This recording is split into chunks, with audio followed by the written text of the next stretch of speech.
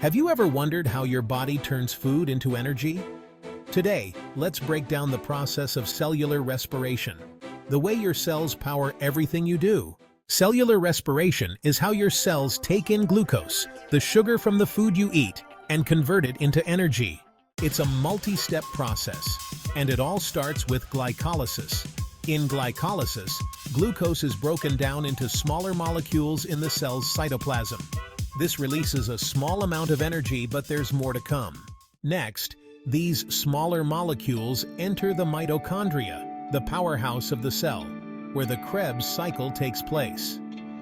In this stage, the molecules are broken down even further, releasing carbon dioxide and energy-rich molecules. Finally, these energy-rich molecules move to the last stage, the electron transport chain. Here, oxygen plays a crucial role in creating a large amount of ATP, the cell's main energy currency. This is where most of the energy is generated, and water is produced as a byproduct.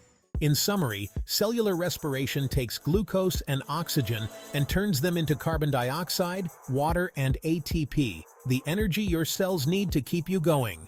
Got more science questions? Drop them in the comments and I'll explain it all in the next video.